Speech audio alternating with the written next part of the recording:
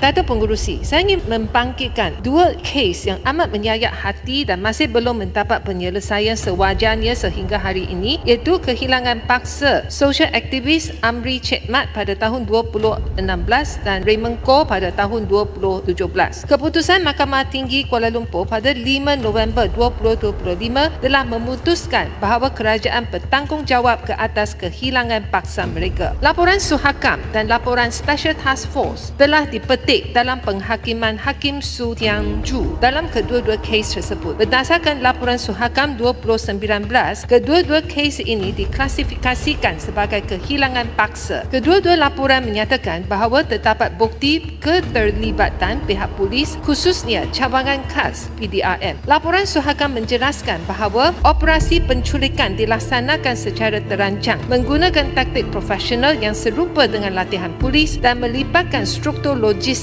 yang menempatkan mangsa di luar perlindungan undang-undang. Sebagai contoh, Suhakam mendapati bahawa sebuah Toyota Vios bernombor pendaftaran PFC 1623 terlibat dalam kedua-dua kes hilang paksa tersebut, merupakan milik Saiful Bahari yang bekerja dengan cawangan khas PDRM. Penemuan ini hanya muncul semasa siasatan Suhakam dan bukan di peringkat siasatan polis. Di samping itu, mahkamah juga mengambil kira kelewatan siasatan serta kegagalan polis mendedahkan maklumat penting yang secara keseluruhannya menunjukkan bahawa penglibatan polis dalam kes tersebut tidak dapat dinafikan. Berdasarkan dapatan Suhakam dan Special Task Force, mahkamah berpendapat bahawa pihak polis berkemungkinan besar on a balance of probabilities terlibat dalam penculikan dan kehilangan paksa Amri dan Koh. Kedua-dua keluarga mangsa sehingga hari ini masih tidak tahu lokasi, nasib dan keadaan sebenar insan yang mereka sayangi. Tragedi ini bukan hanya melibatkan isu keluarga, ia adalah persoalan hak asasi, integriti institusi,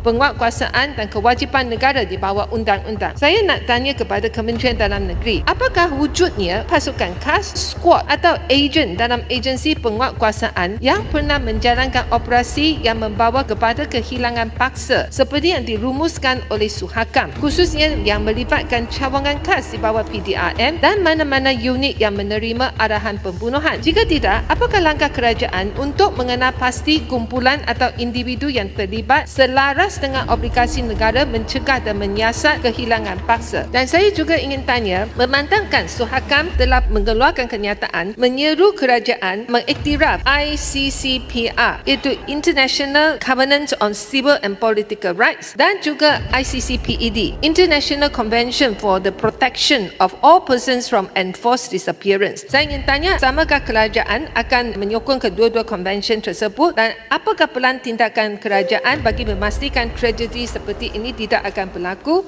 Yang kedua,